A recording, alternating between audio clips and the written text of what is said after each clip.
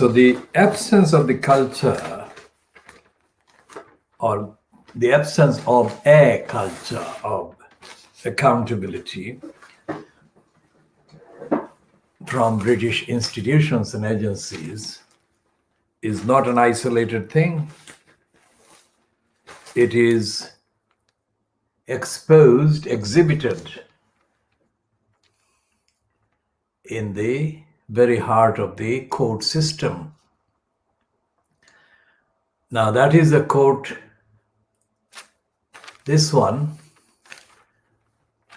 is a court-related report about the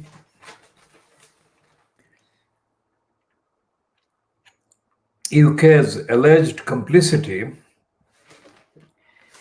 in the abuse of detainees after 9/11. The High Court, that is the High Court in London, is set to hold closed sessions in which a judge would hear from government lawyers alone.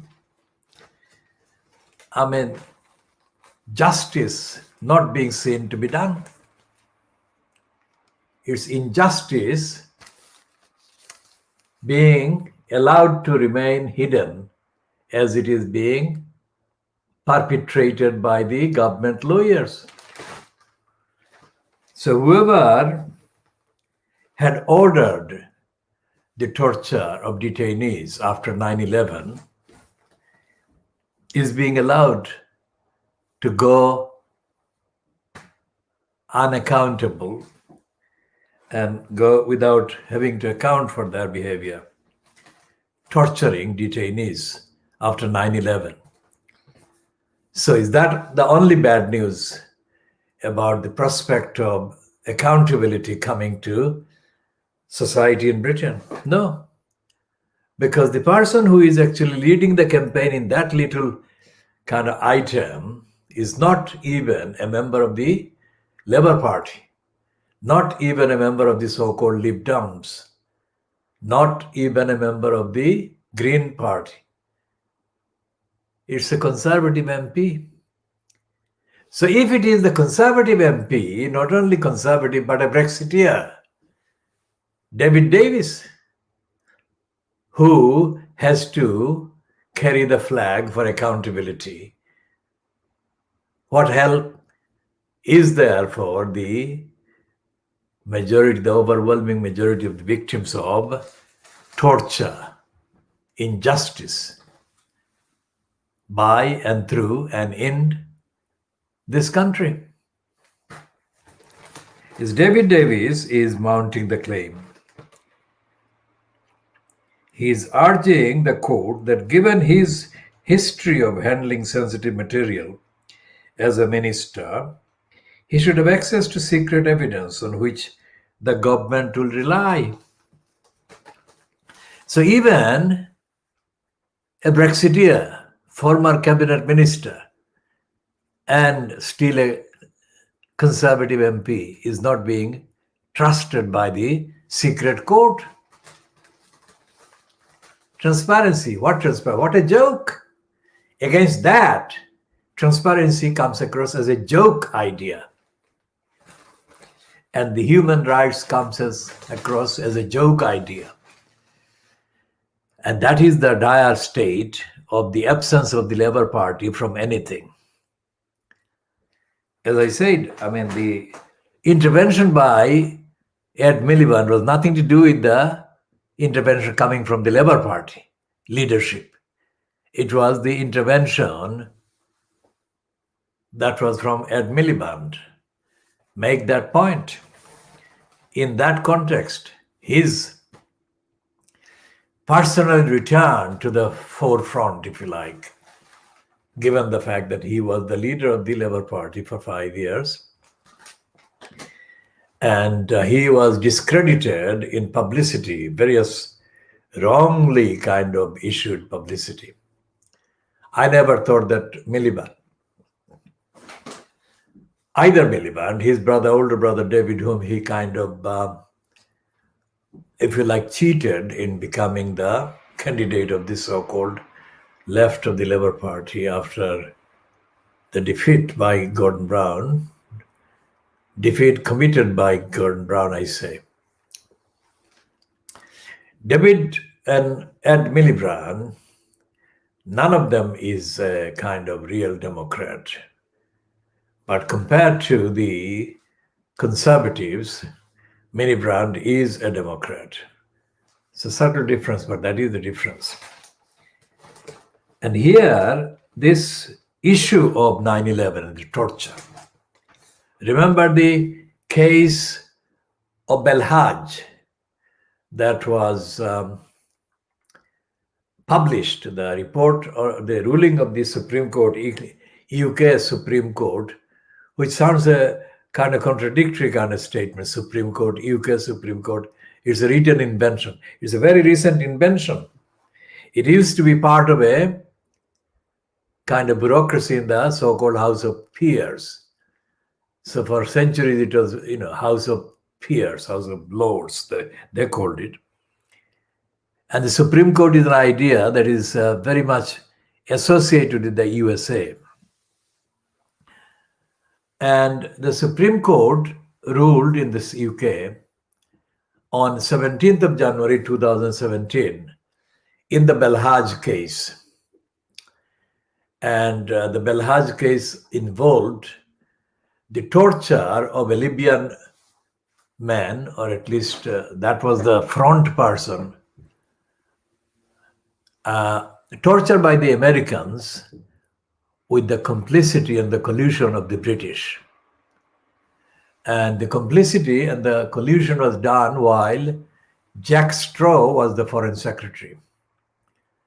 And Tony Blair was the prime minister.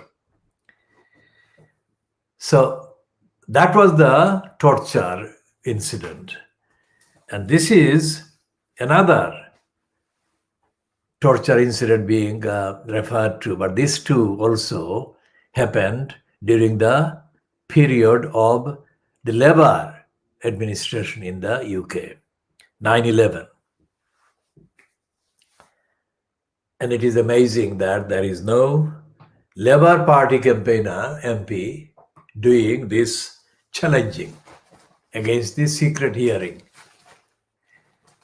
And that includes what I have been saying about Jeremy Corbyn. For decades he has been an MP, but he has not done anything remarkable for even democracy, let alone for socialism. I mean, socialism is a term that lends itself to all kinds of abuse and misinterpretation. So I leave the comparatively controversial word aside and talk about the less controversial democracy. Even in the case of democracy, Corbyn has not been campaigning. There is nothing in his decades as an MP that shows him to be campaigning in substance on anything of substance. As I said before, he and George Galloway have been among two of the most kind of notable signatories to early day motions, what is called EDMs. Early day motions are complete kind of diversions from the main duties and main activities of MPs and of Parliament or House of Commons, let's say. But early day motion is a disguised kind of distraction from the ordinary kind of failures of the MPs. So they put on an early day motion about any subject, whatever the subject is, depending on the agreement and arrangements existing at the given time of the particular incumbent speaker. But essentially, early day motions are kind of infantile things because they can be tabled, but they're hardly translated into even a debate, let alone into legislation.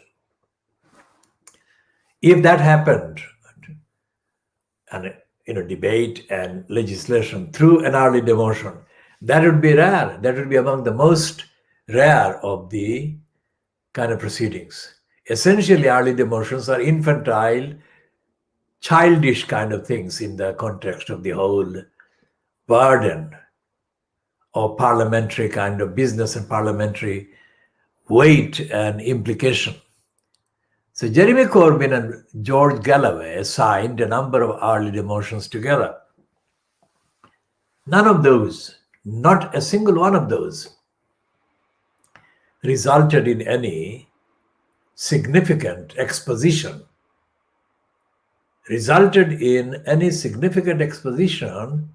of the essential corruption of the UK House of Parliament, let alone the absence of a universally compatible culture of accountability anywhere in Britain, in British institutions. Today, 17th of September 2020, is also the day when the United Nations is sitting in Geneva, the United Nations Human Rights Council, or whatever it is called. And there is no mention in the Times today, or any of the papers I have seen so far, of that happening. Well, there is no mention, especially in any way that examines the brazen breaking of United Nations conventions and declarations and charters by the UK every day, the UK government every day. And when the Guardian, so-called, pretends to be the enlightened part of Fleet Street, it is assumed that the Guardian would have that, but it doesn't. When it does have any reference to the United Nations, it has that reference completely neutralized by the overwhelming contradictory delusions contained in the same piece by the Guardian. It is that stupidly edited, the Guardian has always been. The Guardian is a self-defeating kind of title. In the main events, on the main events. And it showed that it actually aided and abetted Boris Johnson-fronted cabal of the Conservative right in the run-up to the 2019 so-called election. The Guardian refused to oppose the Conservatives and refused to support the Labour Party as led by Jeremy Corbyn, as did the New Statesman. And the New Statesman's political editor, this infant called Stephen Bush, political infant, moral infant, journalistic infant, Stephen Bush has now joined a confection designed after the British Board of Deputies of the Jewish people. They have set up a Board of Deputies of something else. And that is very artificial. And that shows the artificial nature of the so-called New Statesman, the so-called kind of left weekly, allegedly founded by the Webbs, Sidney and Beatrice Webb. Now, even during that time, and most certainly since that time, the New Statesman and Society, which amounts to the abbreviation New SS, which I translate into News Fascists, has never provided a platform for consistent opposition to anti-democratic, racist status quo in the country and in Fleet Street. And the role of the New SS is similar to the role of the National Union of Journalists. Most of its codes for journalism are broken every day by Fleet Street. Most of the codes are broken by the tabloids in Fleet Street, by the Daily Boriscraft, and also by the Times and the Guardian. And yet there is no squeak of a comment, let alone condemnation or denunciation by the operatives in the bureaucracy called National Union of Journalists Executive. I was a member of the NUJ for a number of years, and I found the atmosphere of NUJ branch meetings completely corrupt, completely racist. And it hasn't been changed. It hasn't changed. And completely without any accountability. And the behavior of the NUJ bureaucracy has been persistently unaccountable. And so there, all these wars and the violations of human rights and the tortures that are being covered up and hidden by the BBC and the mainstream tabloids have been taking place with the knowledge and participation of NUJ members. Not all the journalists are members of the NUJ, never have been, but the majority are members of the NUJ, or a significant, let's say, number of journalists on these tabloids, on the Fleet Street papers are NUJ members. But they never, ever have made a big issue out of the complicity of their members with wars, war propaganda, racism, racist propaganda. As I said, the only time they had anything like a protest against a racist editor was against the East London editor, Neom Recorder editor, Tom Duncan. But that's it. Tom Duncan was the only one that the NUJ had actually targeted in that way for his racism. No other editor was targeted in that way.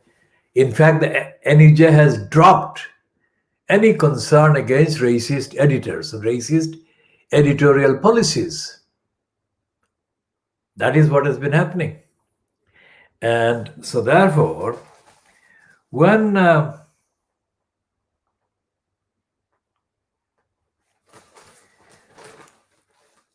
David Davis says, what they are saying is that I can't know what the progress of my case is.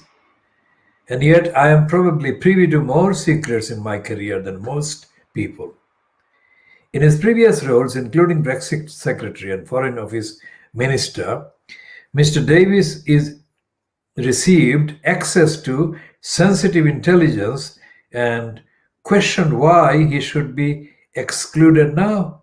He said that in the case of torture and rendition, arguments for high levels of confidentiality were very hard to see, as these cases were no longer operational. Maya Fowa, director of Reprieve, said, if British personnel helped torture people, that should not be concealed from the public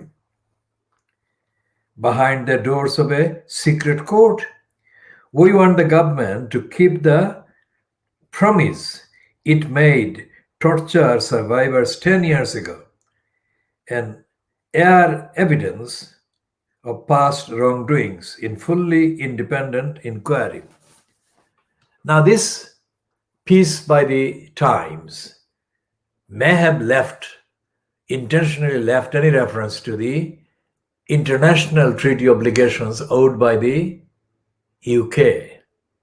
It may be that Maya Foa may have said more. It may be that even David Davis may have said more than the Times is actually including in its report.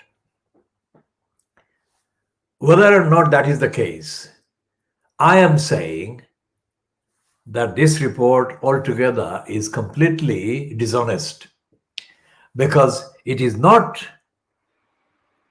on the basis of what David Davis is saying or Maya Foa is saying. It is on the basis of UK's international agreements and complete duty to comply with international obligations and treaties. And there are several treaties and several international declarations about and opposing torture and about transparency in the behavior of the member signatory states, that the UK has to be seen to be observing, that is upholding. And the Times does not even mention that. So my diagnosis of Fleet Street is this kind of diagnosis. It's not in what David Davis is saying, or Maya Foy is saying, or Reprieve is saying, Reprieve the pressure group, so-called. It is in none of those statements, and I'm saying something completely new and outside of that. And I'm adding the role of the National Union of Journalists. So, if you look at the lack of references to what I'm saying, then you can see how completely law-breaking, openly law-breaking the entire set of outfits are. The media is, even the MP, David Davis, if he hasn't said anything about the international law. He is only capitalizing in that report about his experience and his personnel trustability and reliability. He is not saying anything objectively about the international treaty obligations owed by the UK government, whatever the government. And the fact that he is making a distinction between operational and non-operational is itself a lame difference. Because regardless of whether it's operational or not, if there is no derogation, that is to say, if there is no exemption, express exemption from liability or responsibility as part of the obligations arising from the treaty, then operational or not operational should not make any difference, because the derogation is the key thing. If there is no exemption, then there is no exemption. That doesn't matter whether it's operational case or not.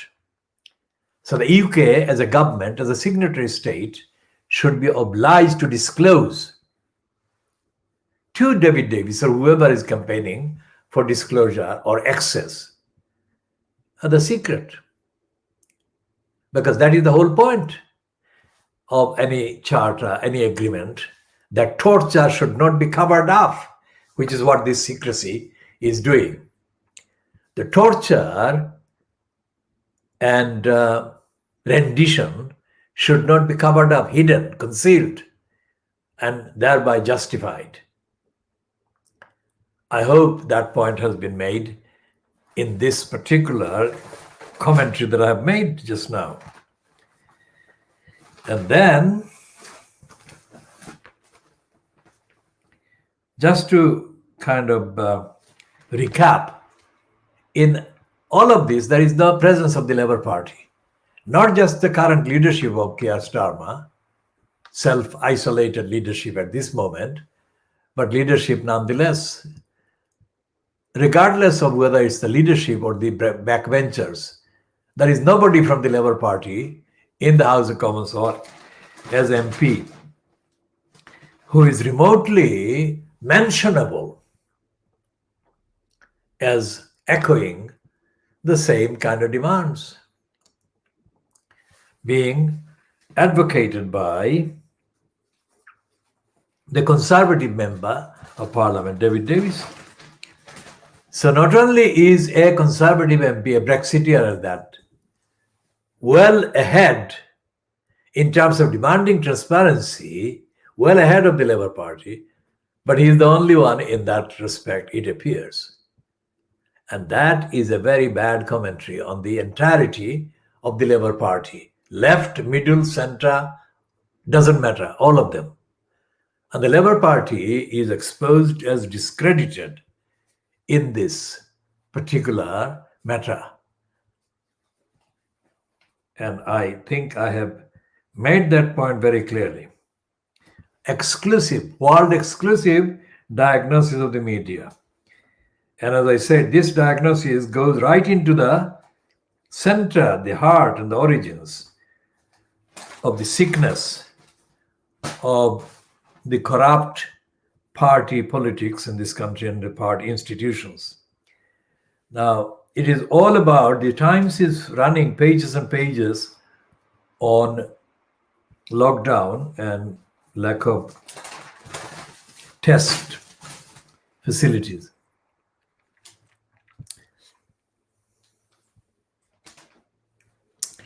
And the Times is celebrating in reporting an item saying that donors are giving thousands of pounds to a lobby group to defund the BBC.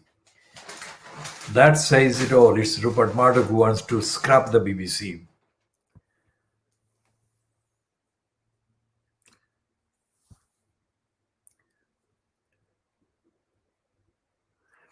And the Times also says that David Cameron is asking Boris Johnson to bring back Jeremy Hunt into the cabinet, which is full of lightweights. And it's reporting that a member of the House of Peers has resigned in protest against Boris Johnson. And Quentin Letts is as corrupt today in shoring up Boris Johnson as he has been in hundreds of previous columns.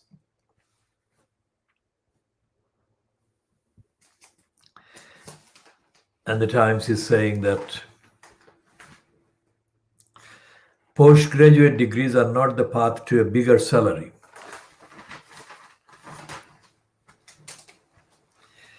And there is a piece in the Times saying that far right, that is racist fascists, targeting migrant camp.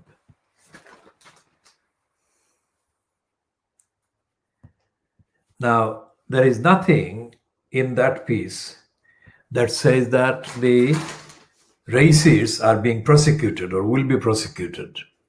That's the point.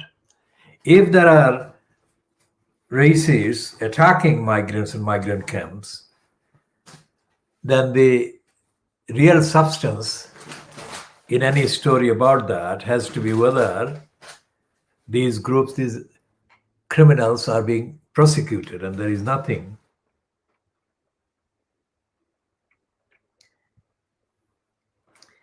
In fact, there is a discussion about a kind of description of the particular type of building that the migrants are being housed in, a disused military base, which the charities are questioning whether it's fit for migrants to be housed in. But there is no sign of any prosecution of the criminals, and there is no sign, most certainly, of any prosecution of the government for violating the human rights of the migrants.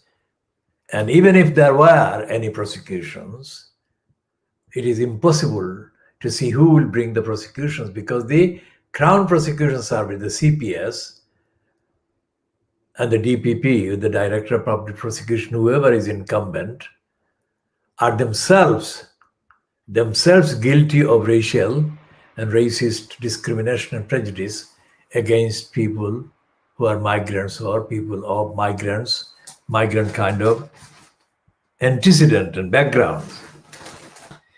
So the whole Times coverage, it has got pages and pages of coverage, but most of the pages are cover-ups, covering up the truth, including in the piece, of course, about the lobby group that is raising thousands of donations to defund the BBC.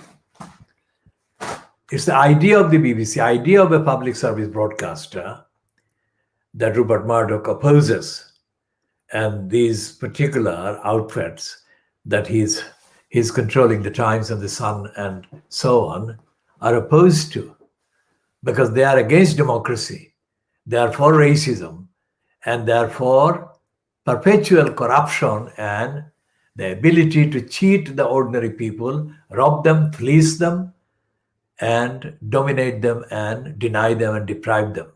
That's what the newspapers are about. They are vehicles of lies for the likes of Rupert Murdoch, big business, and the opponents of public service, either in health or in broadcasting or in education or in terms of the dealing with the particular type of emergency that we are dealing with or having faced with now.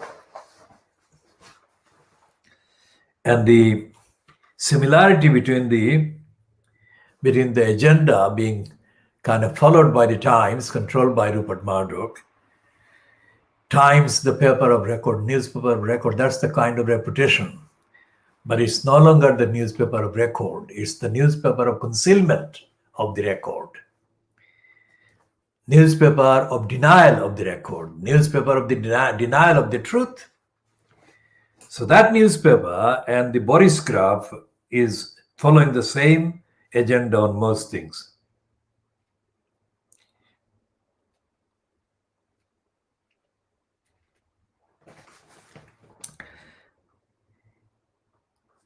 And it's reluctantly covering the fact that COVID tests are being reduced to a few rationed. And then it says the same thing as the Daily Express says, that the French kind of escorted the migrants and the British kind of bailed them out. And there is a picture of a boy, a child, kind of doing a positive cheer signal from the boat.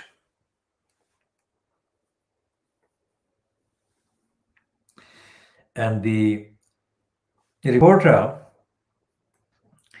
Jamie Johnson from the English channels, is reporting in a quote in the headline, "I saw the petrol boat approach the migrant dinghy, then shepherd it into British waters." I mean, what a nightmare scenario they are creating. It's like the petrol boat is shepherding the migrant dinghy, which is it's like carrying some lethal cargo that will contaminate instantly the water it touches. Imagine how nightmarish the scenario they are creating about these people seeking asylum and my kind of refuge. That is totally criminal and inciting and full of hostile attitude, denying their rights under the Human Rights Charter and declarations. What is the United Nations in Geneva today doing about all of this? Is there any reference to any of this British coverage in the proceedings of the United Nations Human Rights Council? We shall be looking at that in due course, not necessarily in the course of this particular edition, but later we shall be updating by after looking at the proceedings and the agenda of the United Nations organization. And there is a bigger picture of Boris Johnson than the width and the length of the tabloid and the 2-page spread, pages 4 and 5 of the daily Boris graph. Look at the Boris graph. That is the Boris graph. You have to see, and I'm going backwards to show the actual space that the Boris graph is giving to the image of Boris graph. Boris Johnson, look at that. It's bigger than the width and the height and the length of the typical tabloid. And it is running that under this admission by Johnson. And this admission is compelled by various things. Most of the people are being denied the opportunity of the tests and the protection. So that is the reason. That is something that they cannot hide anymore. And there is detail after detail of how extensive the failure is on pages and pages.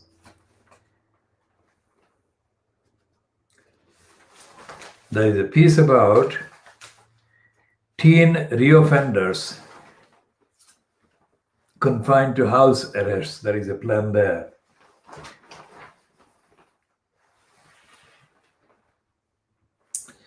And there is a kind of reluctant piece in the Boris graph where this Alistair Heath, who used to be on the City AM, has now joined the Boris graph, and he's doing the piece about Boris Johnson has got only 6 months to save his premiership. Now, how many people are going to be betrayed in those 6 months? And what difference does it make whether he is in post as prime minister in 6 months or not? That surely is the wrong headline, the wrong subject, the wrong theme.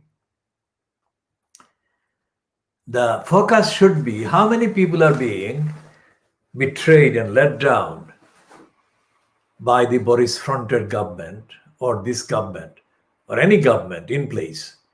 That should be the question, not an individual's career as a prime minister. That is of no consequence whatsoever if it doesn't deliver government or governance to the people. And Boris Johnson is, of course, not delivering governance to the people. And so therefore, the daily Boris graph is a disgrace today as it is every day. And it's focusing on these children, migrant children, as if they constitute part of the army of invasion, like the 1066 William the Conqueror. The Financial Times is actually the only one today that is using the phrase Johnson backs down. But that's all. Then it goes to rebels. It doesn't go to the country. I make the distinction. Financial Times is not conceding any success to the country and to the people, to any campaigners. It's talking about the Tories, rebels. And that's not good enough. That is not the truth. And its summarizing is accurately the facts on the ground.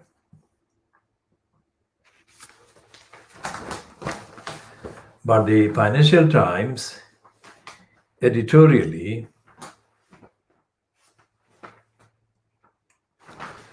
is as corrupt as the rest of them. That's why that headline.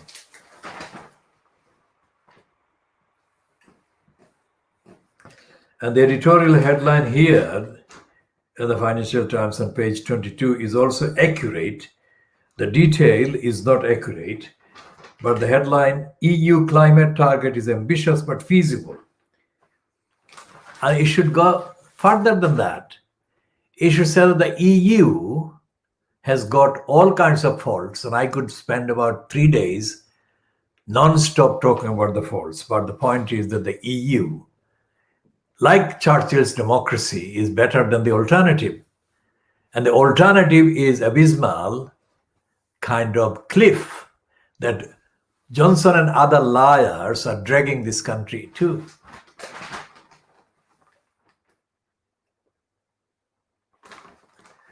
And there is this Indian kind of face that the British media has invented in Janan Ganesh, who is a far-right crook. And he's like a Priti Patel type of crook. He does kind of go the extra mile in being anti-immigrant, anti-left, anti-socialist, whatever. And he's saying that Biden is not going to win. All the right-wingers that are now filing from America, like Sarah Baxter, who is a racist liar, used to be at the new SS, is now serving Rupert Murdoch. All the liars filing from America for the Fleet Street tabloids and kind of mainstream so-called, like the Financial Times has got Janan Ganesh, they are filing the same agenda. They are saying that Biden is not going to get anywhere and Trump is going to stay. Now, what the result is or what the final kind of outcome is obviously yet to be seen. But the line they're running is the matter of concern. They're saying that Biden should not win for the wrong reasons. They're saying that racism is good, fascism is good, breaking international law is good, lying in office is good. That's what they're saying. There is no such thing as economy if the economy is devoid of the people and the impact the economy and the market has on the people. So, all the criminals running the various big corporations are against society, against democracy, against accountability, against peace, against an end to war, and against the various conventions, charters, declarations, and treaties upholding human rights. And that's what they want. So he may be called Janan Ganesh, very kind of Hindi name or Hindu-based name, but he is not at all representing the experience of the Hindu populations at the hands of the empire and imperialists and racists. So this is a diversity display the media indulge in, just like the Guardian has got Aditya Chakrabarti is a diversity display. These diversity displays do not actually represent the truth of the matter, objectively assessed and objectively seen. And Janan Ganesh is as right-wing, as racist against the people of African and Asian backgrounds and Mexican background in the context of America as any of his white counterparts is and would be.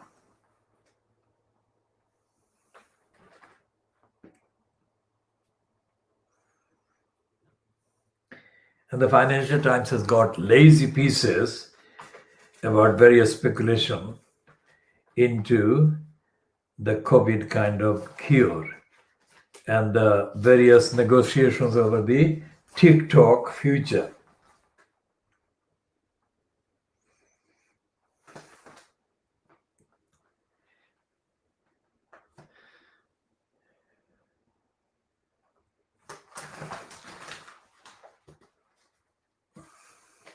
And the coverage of the Financial Times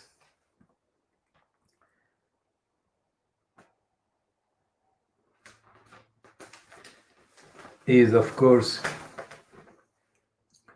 in terms of China, it is saying that China's great power play puts Asia on edge and risk flare-ups with USA.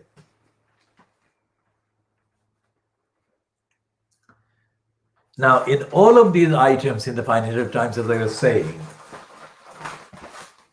the Financial Times is totally out of touch with ordinary people and ordinary lives, and totally corrupt in its elitist assumption of superiority, because it assumes that the pink one is superior in its quality of journalism to the rest of Fleet Street and rest of the rivals. It is not. It is colored pink, but it's prejudiced as corruptly in the color of racism, hatred, intolerance, and imperialism, and so on, as the rest of them.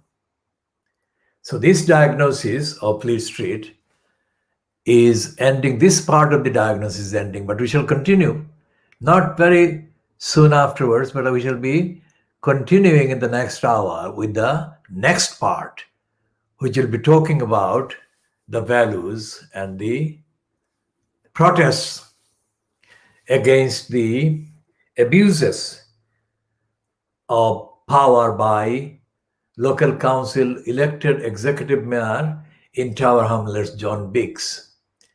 We shall be also condemning on the evidence the so-called protest organizers who are doing the organizing away from Tower Hamlets and holding it somewhere in Old Street, not in the vicinity of Brick Lane, not in the Altabali Park, and that is very telling. So this is coming to an end at 4 minutes to 11 GMT in the morning of Thursday, the 17th of September 2020.